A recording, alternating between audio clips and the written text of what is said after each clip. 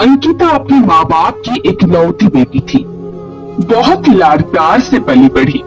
आप खुद ही अंदाजा लगा सकते हैं कि एक अमीर बिजनेसमैन ने अपने इकलौती बेटी का पालन पोषण किस अंदाज में किया होगा। पापा की ख्वाहिश थी कि अंकिता ने बेहतरीन शिक्षा हासिल करे। वह अंकिता को दूसरे मुल्क में पढ़ाना चाहते थे, लेकिन पढ़ाई में अंकिता को कोई दिलचस्पी नहीं थी। उनकी लाख कोशिशों के बाद भी अंकिता ने इंटर के बाद कॉलेज को अलविदा कह दिया। अंकिता के इस फैसले से पिताजी बहुत परेशान हुए, मगर फिर मम्मी ने समझाया तो मान गए। अगर अंकिता नहीं पढ़ना चाहती तो रहने दो, इतनी पढ़ाई काफी है। लड़कियों को घर बसाना होता है, इसके वक्त पर शादी कर देंगे, ये अपने घर बार में खुश रहेगी। मुझे देखिए, मैं कौन सा पढ़ी लिखी हूँ, लेकिन आपका घर अच्छी तरह से संभाला हुआ है ना। आपको सुकून दिया है, तभी आप इतनी दौलत कमा सकते हैं। मम्मी की बातें पिताजी को समझ में आ गई और वह अंकिता के लिए रिश्ते की तलाश में बिजी हो गए। चांद करीबी दोस्तों से जिक्र किया, मैं अपनी बेटी का रिश्ता कराना चाहता हूँ। कोई अच्छा रिश्ता तुम्हारी नजर में हो तो बताना। एक दिन अंकिता के पिता किसी शादी में गए हुए थे। वहाँ उनका एक बहुत पुराना दोस्त मिल गया। चौधरी बलवीर सिंह कॉलेज टाइम में अंकिता के पिताजी रणवीर के क्लास फेलो रह चुके थे। जब चौधरी साहब को पता चला कि रणवीर को अपनी बेटी के लिए रिश्ता चाहिए, तो उन्होंने उतावले हो गए और रणवीर को बोले, रणवीर भाई, आपको कहीं इधर उधर भटकने की जरूरत नहीं है। हमारा लड़का इस लायक हो चुका है। तुमने महेश को शायद उसके बचपन में देखा था, शायद याद ना हो। फिलहाल मैं तस्वीर दिखा देता हूँ। हम देखे भले लोग हैं, कहीं अजनबियों में फंस गए तो मुमकिन है कि परेशानी खड़ी हो। रणवीर जी ने कहा कि मैं सोच कर बताऊंगा।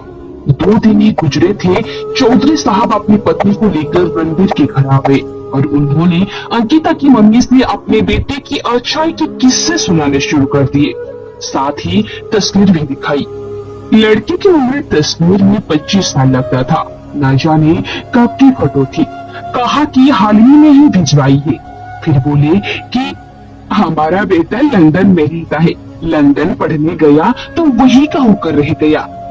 बस हमेशा एक ही बात की रट लगाई हुई है कि मम्मी, भले ही मैं यहाँ रहता हूँ, लेकिन शादी करूंगा तो सिर्फ किसी इंडियन लड़की से ही करूंगा। चौधरी बलवीर जी बहुत अमीर लोग थे। अच्छे खासे बंगले में रहते थे। नौकर चाकर यूं समझे कि कोई कमी ना थी। अलबत्ता उनका कहना था कि वहाँ महेश की नौकरी ऐसी है कि फिलहाल हिंदुस्तान नहीं आ सकता। शादी की तारीख तय हो जाएगी तो वह भी आ जाएगा और शादी होते ही दुल्हन को साथ ले जाएगा। पत्नी को साथ ले जाने के लिए वहाँ जो कानूनी कार्रवाई होती है वो उन्हें पूरा करके ही आएगा, इसलिए कुछ दिन उसका इंतजार करना होगा। लेकिन अब फिक्र मत करना, ज्यादा टाइम इंतजार नहीं करना पड़ेगा। हम आप लोगों के लिए अजनबी नहीं है और न ही आप हमारे लिए अनजान है। सोचने में वक्त न लगाइए, फौरन हाँ कर दीजिए ताकि अगली बार मुंह मीठा करने का इंतजाम करके आए। अंकिता की मम्मी ने रणवीर जी से चुपके से बोली, इन लोगों को बहुत जल्दी है। ऐसा भी क्या है कि हथेली पर 100 जमाना चाह रहे हैं। बेशक आपकी जानने वाले हैं, आपको इन पर खूब विश्वास भी होगा, मगर मैं बच्ची को दूसरे मुल्क बिहार के हक में नहीं हूँ। मेरी इकलौती बच्ची है, हमारी पूरी दौलत जायदाद की यही मालिक है। जरा धीरज से काम लें, अपने वतन में अच्छे रिश्तों की कोई कमी नहीं है। अंकिता को एक से बढ़कर एक रिश्ता मिल सकता है, जरा मुझे कोशिश तो करने दीजिए। ये सुनकर रणवीर जी ने गुस्से से बोले, ठीक है, कर लो कोशिश। मैं बलबीर को वर्षों से जानता हूँ।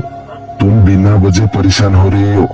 लड़के का हिंदुस्तान ना आना एक मजबूरी है कि वहाँ के कुछ कानूनी मसले हैं जिन्हें पूरा करना जरूरी है। मैंने भी उन लोगों को फौरन हाँ नहीं कही है, बल्कि सोचने के लिए वक्त लिया है। इस दौरान और कोई अच्छा रिश्ता मिल गया तो उन्हें मना कर देंगे। अंकिता की बदकिस्मती है कि कई रिश्ते आई, पर कुछ मम्मी और कुछ पापा को पसंद नहीं आया। इधर चौधरी बलबीर सिंह उनकी पत्नी ने अपना तगादा जारी रखा। वह हर तीसरे दिन अंकिता के घर के चक्कर लगाते रहे और मिन्नत समाजन में कोई कसर न छोड़ी और आखिरकार रणवीर जी को हाँ कहनी पड़ी। रणवीर जी की नजरों में ये रिश्ता बहुत अच्छा था। बस एक ही रुकावट थी बीच में, और वह यह थी कि लड़के को बगैर देखे तस्वीर देखकर ही उसे शादी करनी थी।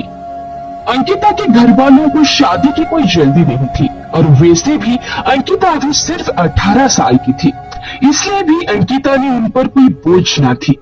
अंकिता की मम्मी तो चाहती थी कि 20 साल हो जाने पर बच्चे की शादी करूं, लेकिन होने को कौन टाल सकता है।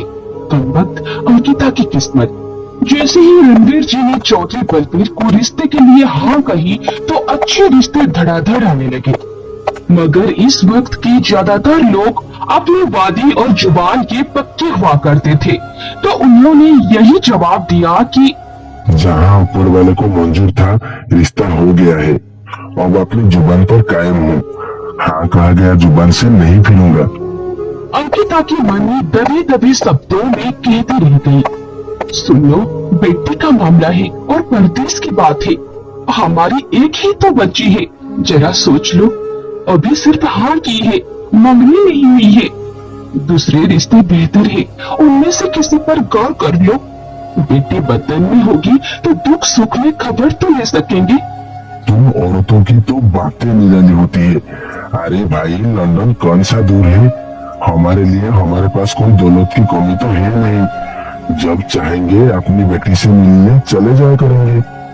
रणवीर के दबाव से मजबूर होकर अंकिता की माँ चुप होकर बैठ गई। दिल उनका महेश के रिश्ते पर राजी न थी, बस बार बार यही कहती कि लड़का देखा नहीं है और बात परदेश की है। फिर अंकिता की माँ ने अंकिता से कह दी, तू अगर राजी नहीं है तो अभी कह दे, बाद में मैं कुछ नहीं कर सकूंगी। अंकिता ने क्या कह दी, उसे तब इतनी अकल समझ न थी। अंकिता ने जवाब दिया, मम्मी, आप और पिताजी जो फैसला करेंगे मुझे मंजूर है। मेरी अपनी कोई मर्जी नहीं है। मालूम नहीं अंकिता की मम्मी को क्यों ये फैमिली पसंद नहीं आई। दबी जुबान से बोली, मुझे ये लोग लालची लगते हैं। इनसे अच्छाई और सच्चाई की खुशबू नहीं आती मुझे। एक दिन अंकिता ने अपनी मम्मी से पूछ ही लिया, मम्मी, आखिर क्यों लगता है आपको ऐसा? बेटी, इस वजह से कि ऐसे लोग खुशामद बहुत करते हैं, और मेरा तजुर्बा कहता है कि खुशामद लोग बहुत मतलबी होते हैं। यही बात खटकती है मेरे दिल को। ऐसे लोग रिश्ता लेने के लिए अक्सर अच्छा बनकर दिखते हैं। तभी पीछे से अंकिता की दादी बोली, अब जो फैसला हो गया उस पर दिल से राजी हो जाओ और ज्यादा कमियां मत निकालो। अच्छे कामों में भरोसा ही खुशियों तक पहुंचाता है। भरोसा करना पड़ता है। दुआ करो कि लड़के की किस्मत अच्छी हो, वरना बहुत देखभाल छान पटक के बावजूद भी कभी कभी थोड़ा महंगा पड़ जाता है। हमारी अंकिता किस्मत वाली होगी, देख लेना सब ठीक रहेगा। हाँ माँ जी, दुआ ही करती हूँ, वरना कल की किससे खबर है। इन्हीं बातों में वह दिन भी आ गया जब चौधरी बलबीर जी और उनकी पत्नी अंकिता की शादी की तारीख लेने में कामयाब हो गए। उनकी खुशी का ठिकाना ना था। मिठाई का टोकरा लाए, खूब जश्न मनाया गया। अंकिता को महेश की तस्वीर दिखाई तो अंकिता ने एक नजर देखकर सर से सर झुका लिया। फोटो में तो वो बहुत खूबसूरत लग रहा था, लेकिन अंकिता की क्या पसंद और क्या नापसंद आज तक किसी को दिल में बसाया ही ना था। इन कामों से अंकिता के दिमाग सलट की तरह बिल्कुल साफ था। खैर, तय की गई तारीख से 2 दिन पहले महेश लंदन से हिंदुस्तान आ गया। फिर 2 दिन बाद अंकिता की बाबू की चौखट पर बारात आ गई। दिन ढला, पलक झपकते ही दोनों साथ फेरों के बंधन में बांध गए। अब अंकिता महेश की पत्नी हो चुकी थी। अंकिता की माँ ने अंकिता के लिए खूब सारा दहेज बनाया हुआ था। बड़ी धूमधाम से अंकिता की विदाई की गई। 3 तर्कों पर जब अंकिता की दहेज का सामान महेश के बंगले के अंदर उतारा गया तो सास ससुर का रुआ खिल उठा। अंकिता के पिताजी ने अपने बंगले शादी से पहले अंकिता के नाम किए हुए थे। शानदार गाड़ी भी उन्होंने दहेज में दी थी। हालांकि मालूम था कि अंकिता को महेश के साथ लंदन जाना है, मगर लोक नाच के कारण मजबूर थे। वैसे भी पैसे की कोई कमी नहीं थी। मम्मी और पिताजी की हमेशा से यही ख्वाहिश थी कि एक ही तो बेटी है हमारी, बेटी का विदाई के वक्त दहेज में सब कुछ देंगे। हालांकि अंकिता के सास ससुर ने दहेज की कोई शर्त नहीं की थी। वह कहते थे कि हमें बस लड़की चाहिए, दहेज देना है या नहीं देना ये आपकी खुशी है। वैसे भी दहेज मांगकर वो क्यों शर्मिंदा होते। उन्हें अच्छी तरह से पता था कि अंकिता अपने माता पिता की एकलौती बेटी है। आखिर में सब कुछ अंकिता की ही तो होगी। विदाई हो गई और अंकिता दुल्हन बनकर महेश के घर आ गई। लेकिन एक बात महेश के बारे में सबने कही, अंग्रेजी मुल्क से आया है इसलिए अलग सा लग रहा है। हाँ, शायद माँ बाप के मजबूर करने पर हिंदुस्तान में शादी की है। खैर, जितने मुंह उतनी बातें। रात का वक्त था। अंकिता ने फूलों के स्टेज पर दुल्हन बनी बैठी थी। भीड़ कम हो गई और रात का 1 बज गया, मगर दूल्हे साहब कमरे में ना आए। बैठे बैठे अंकिता की कमर दुखने लगी। उसकी जी चाहता था कि बिस्तर पर लेट जाए और सो जाए। अकेले कमरे में घूंघट काढ़े बैठी रही। खैर, आखिरकार कदमों की आहट हुई। अंकिता के पति महेश अंदर आए और सामने पड़े सोफे पर बैठ गए। अंकिता इंतजार में थी कि कुछ बातें करेंगे। महेश ने ना तो कोई बात की और ना ही घूंघट उठाकर अंकिता के चेहरा दिखा, बल्कि सिगार लगाकर पीने लगा। इस हरकत पर हैरान होकर अंकिता ने खुद ही घूंघट उठा लिया और नजरें झुकाकर सोचती रही, शायद लंदन में दुल्हन इस तरह घूंघट निकालकर नहीं बैठती होगी। कभी उन्हें मालूम नहीं है कि दुल्हन का घूंघट भी उठाना होता है और मुंह दिखाई भी देनी होती है। मुंह दिखाई गई भाड़ में, कम से कम थोड़ी बात तो करती। मगर खामोशी इतनी गहरी थी कि अंकिता के दम घुटने लगा। उसने सोचा कि गूंगे तो नहीं है, टेलीफोन पर आवाज सुनी थी मैंने, लेकिन अब क्यों ऐसे बैठे हैं।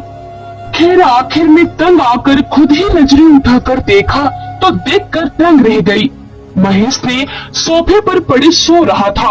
अंकिता ने सोची, लंबा सफर करके आए थे, आते ही शादी के कामों में हिस्सा लिया होगा और थक गए होंगे, लेकिन इतने कि सोफे पर बैठते ही सो गए।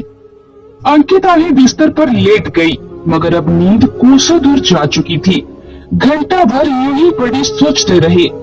प्यास महसूस हुई और फिर हलक में कंटे से चुमने लगे। दबे कदमों में पलक से उतरी और महेश का कांधा होने से हिलाया। महेश हड़बड़ाकर उठ बैठा। अंकिता ने कहा, बहुत प्यास लगी थी। महेश ने मेज की तरफ देखा, जहाँ पानी का जग और गिलास रखा हुआ था। तभी अंकिता ने कुछ शर्मिंदा सी हो गई। महेश ने उठा, जग से गिलास में पानी भरा और एक गोली देकर कहा, पानी के साथ ये भी खा लो, शायद थकान से तुम्हारे सर में दर्द हो रहा है, तभी नींद नहीं आ रही है। अंकिता ने चुपचाप गोली उससे लेकर फांक ली। उसने नींद से भरी आंखों से महेश की तरफ ऐसे देख रही थी कि कोई ख्वाब में किसी तस्वीर को देख रहा है। उसने सोचा, महेश नींद पूरी कर ली तो अच्छा है। गोली के असर से अंकिता ने देर तक सोती रही। जब जागी, दिन चढ़ाया था और महेश भी कमरे में मौजूद न था। दिन भर में मेहमानों का आना जाना लगा रहा। महेश ने भी ना जाने बाहर किस काम में बिजी था। अगली रात आधी बीत चुकी तब कमरे में कदम रखा और बोला, लो, ये गोली खा लो। अंकिता ने कहा, मैंने तो नहीं मांगी, आज मेरे सर में दर्द नहीं है। फिर भी खा लो, नींद सुकून से आ जाएगी। मुझे नींद के लिए गोली की जरूरत नहीं है। खा लो, कल हमें सफर पर रवाना होना है। लंबा सफर है, बहुत थकान होगी। आज की रात भरपूर और पूरी नींद लेना जरूरी है। महेश का ऐसा रवैया देखकर अंकिता समझ गई कि शायद मामला तो कुछ और ही है। शायद महेश को शादी की जरूरत ना थी, माँ बाप ने जबरदस्ती मजबूर किया था। ये ऐसा मामला था कि कुछ लड़कियां खामोश रहकर अपनी शराफत का सबूत देती है और कुछ के घर टूट जाती है। अंकिता को गुस्सा आ गया।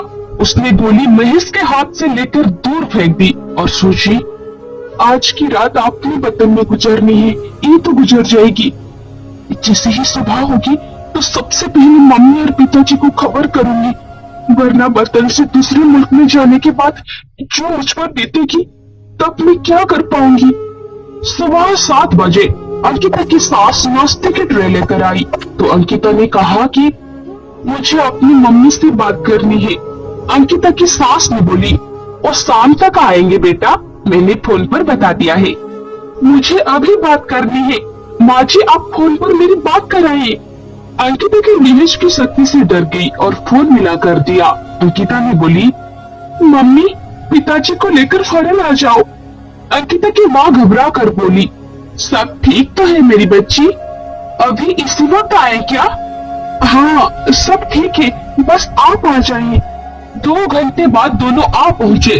अंकिता ने उन्हें बताया कि महेश के माँ बाप ने उसकी जबरदस्ती शादी की है, उसने मेरा घूंघट तक नहीं उठाया, बस नींद की गोली देकर सो जाने को कहता है।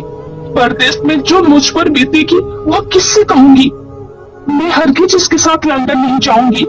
आप लोग ट्रक लाइए, पहला मेरा दहेज उठाइए और फिर मुझे अपने साथ ले जाइए।